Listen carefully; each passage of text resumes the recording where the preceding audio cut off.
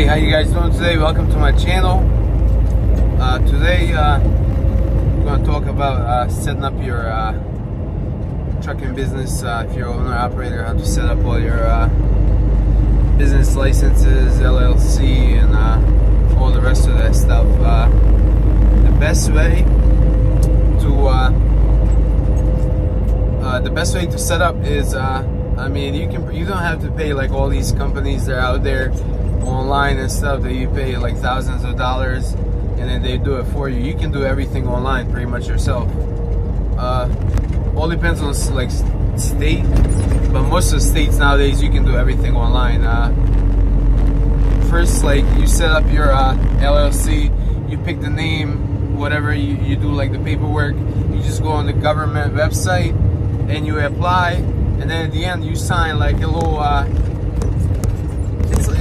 it's like almost like a little waiver thing where you sign that, and then it takes maybe like 7 to 10 days.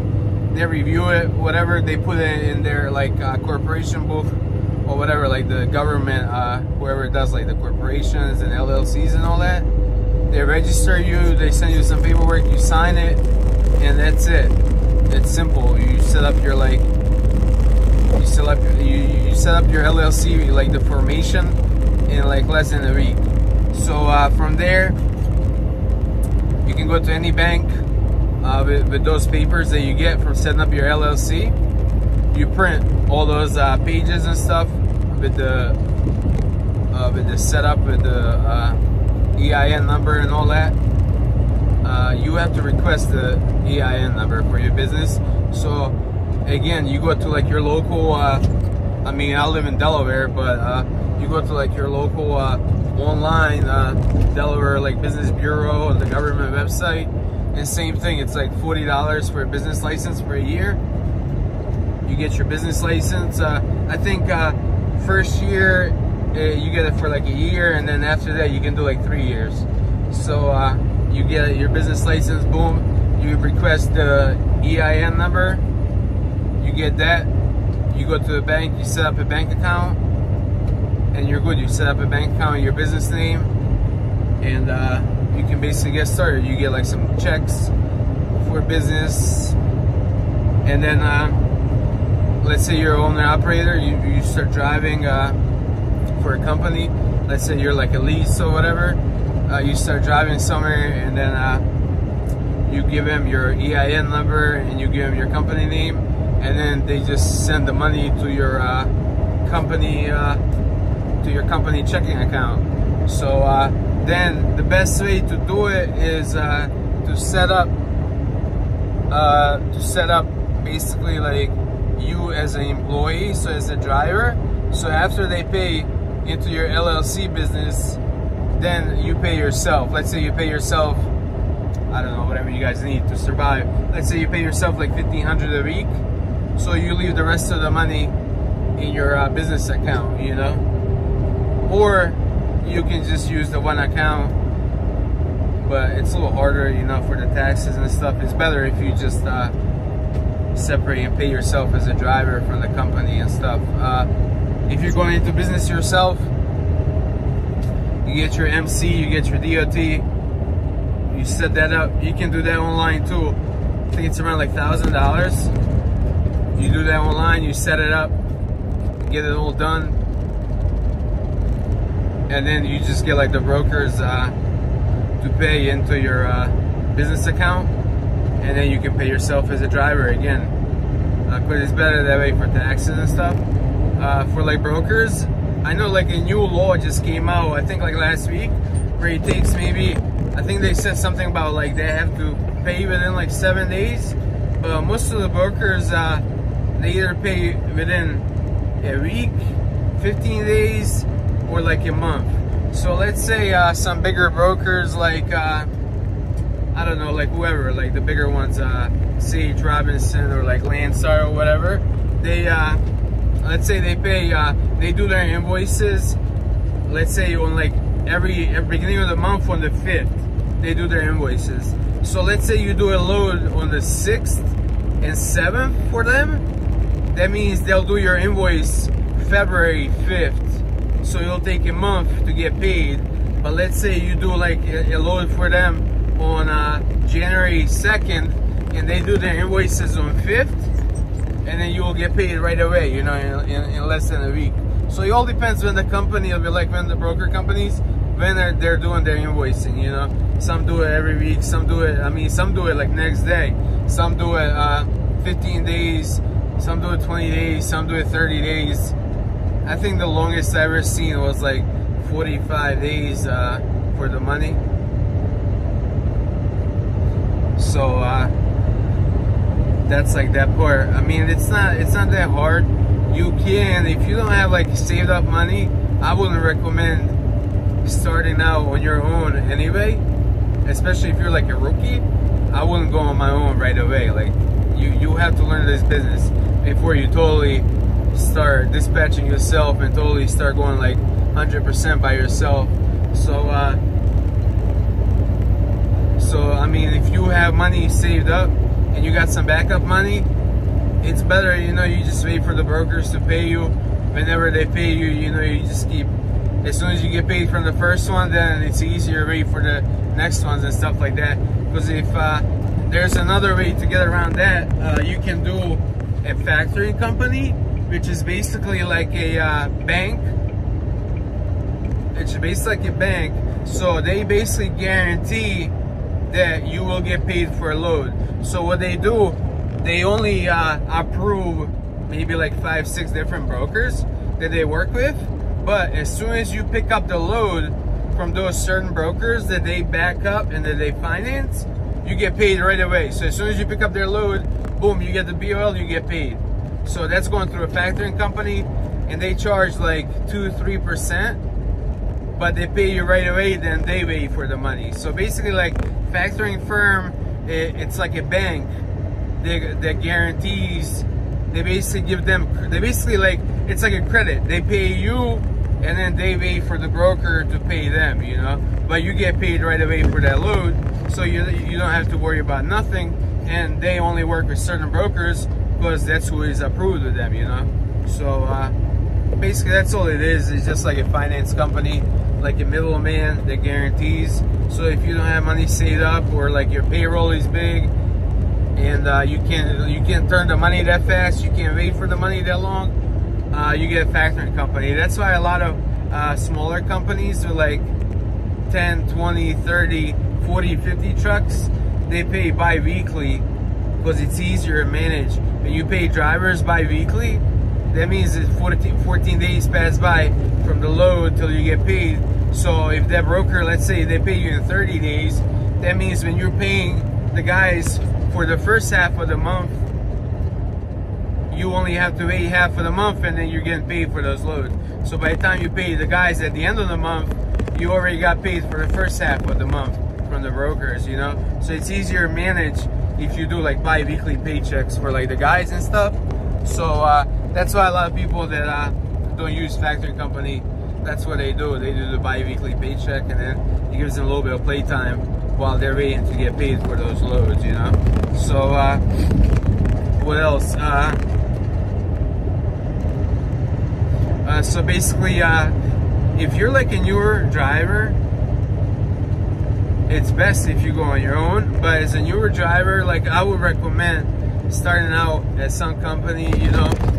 And I would recommend, like, all them leases and all that stuff, that's just a scam. Like, those leases, they're not meant to be paid off.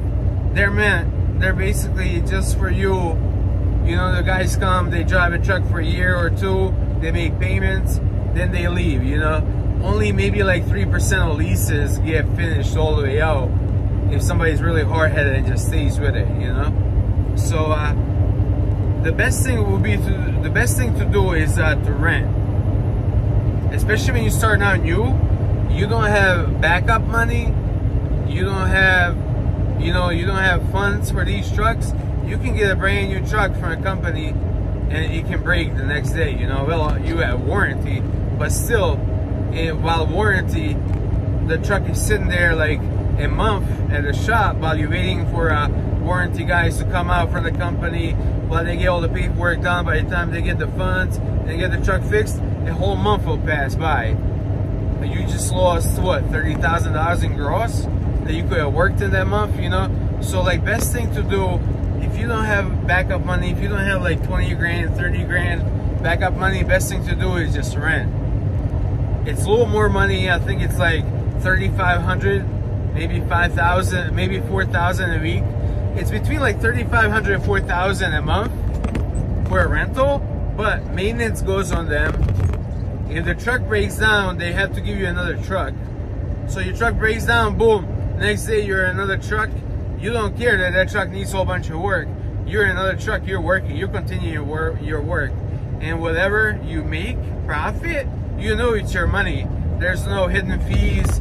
There's not gonna be a truck breaking next month where you just made 10 grand and next month that 10 grand is gonna be gone because you have to do your DEF filters and a whole bunch of stuff, you know? So it's easier to like manage money if you're like starting out.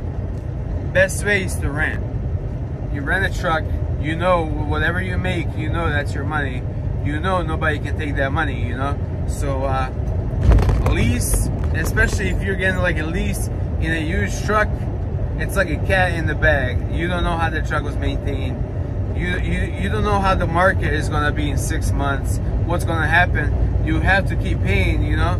For rental, if the market goes bad and you're not doing good no more, drop the truck off, go do something else, you know?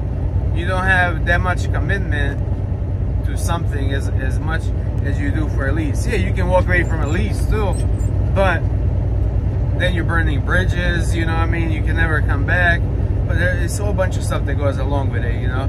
I think leases, like all leases, it's just a bad deal. You're basically paying $200,000 for a $150,000 truck.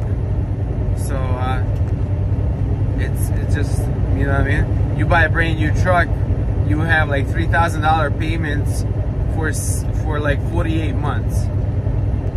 So 48 months at $3,000, you're at like 130, 140,000. So let's say your truck is 160,000. You put 10, 15,000 down, and you got $3,000 payment for 4 years. You sign a lease for 5 years. You're paying $1,000 a week for 5 years, for 60 months. So you're paying $4,000 a month for 60 months. That's $240,000 in those 5 years that you're gonna pay. For a $150,000 truck, you're gonna pay extra 100 grand. So it's, and then at the end of your lease, after 5 years, you have a truck that's worth 10, 15,000 at the most. You know, in 5 years, that truck has to have at least 800,000 miles, and it's 5 years old. So how much is it worth? 10, 15,000 at the most. So you don't have nothing. You just made $240,000 of payments, and you have nothing at the end of the day. So then you're better off just renting. When you're going on vacation, you drop the truck off. You don't have to pay for it for a month, you know? You pick it back up, you drive again. It breaks down, they pick it up, they give you another truck, you continue on your path, you know? So, I mean, I estimated before, between like rental and a truck, in like 4 year span, in 4 years, that you would spend about $40,000 of maintenance on a truck. After 4 years, that truck is worth around $40,000. After 4 years and like, let's say 600,000 miles, it's worth around 40K, but you would spend 40K maintenance, so you made zero. Just like if you rented a truck, same thing, you know? At the end of the day, you're a zero. So after those 4 years, you know, it's almost pointless. You still have nothing, you know? So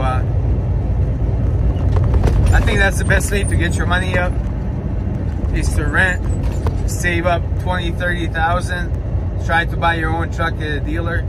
If you can't do that, you know, try to talk to like your friends or your other like drivers that you know, and maybe one of your friends has like a truck that they had 4 or 5 years, that you know how they maintain that truck, and now they want to buy a new truck. Buy that truck from them, you know, 30, 40,000, buy that truck from them. They say it's better to buy a truck with 600,000 miles than 400,000 miles, With trucks at 400,000 miles, is when warranty is done at 400,000 miles, and that's when truck starts having most of those problems. DEF, injectors, turbos, they usually start going around like 400 to 500,000 miles when you have to start putting money into that truck, you know. Boom, 10,000 here, 10,000 there, 10,000 over there, you know. So they say it's better to buy a truck with 600,000 miles because most of that stuff was already done than buying a truck that just came out of warranty at 400, 450,000 miles. I don't know if it's true, I never tried it, but it makes sense, you know. So what else is there? Starting out, even if you start out, you're just starting out right now and you want to get your money up, you want to start slow, you want to learn the business for like a year or two, make your MC number and make your DOT number. Spend that $1,000, get your MC number and DOT number, so while you're renting or leasing or whatever you're doing, you're working for a company to get your experience, to get your money up. In those 1 or 2 years, your MC number and your DOT number are aging. So let's say after 2 years, you learn this business real well and you're ready to go on your own, your MC number is now 2 years old, your DOT number is 2 years old, you'll be able to get loads easier, and a lot of brokers will work with you because your MC number is 2 years old, your safety score is good, everything is good. You know, they don't know that the MC number, that, you know what I mean, it wasn't used, it was active, that's all that matters. So your MC number is 2 years old by the time you're ready to go on your own. It's better than getting experience and getting everything ready to get your money up and then setting up your MC number and then going on your own. Then you start out as a new MC number, as a new company, you know. So I definitely recommend that. I did it when I started driving. I made my MC DOT as soon as I got my license, just so they age, you know. So you get your experience, you drive for somebody, you go with your friend, you do the team, whatever, just to gain the experience for a year or two. Your MC number is aging, everything is good. When you're ready to go on your own, you get your money up, you have some backup money to start, you're all ready to fire on all cylinders, you know. That's like, I try to give that advice before, but I always forget about that. Like, it's a very smart thing to do.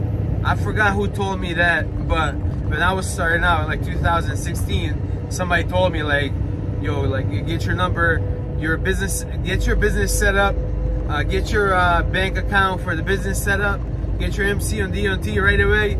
You know, the extra $1,000 you spend a year on all those business licenses, MC numbers and all that stuff, that's nothing. You can deduct it off your tax even if you work for somebody else, you know. It doesn't matter. You just have to upkeep some of that stuff, you know. For like the miles and stuff, you can you don't have to like turn that stuff in. They will bother you about like the miles to turn it in for your active MC and like DOT number, but you don't have to do it if you're not driving, you know. You just call them, you tell them you're driving for somebody else, you know, your MC, and everything still stays active. So that's about that, you know. Even if you don't get insurance, you know, just keep that number active so it ages. So one day when you're ready to start, it's ready for you. So I mean, that's pretty much it. If you guys want some more info on something, just let me know. I'm gonna try to do the videos like a little more often, give you guys some info. I'm not saying like I'm 100% right, but I've been in this business now like 6-7 years, so I'm just giving advice to people that want to learn and that want to get into this business. Some new law just came out today. They said they're enforcing in all states, if you catch a felony while you have a CDL, they will take your license, which is crazy, you know.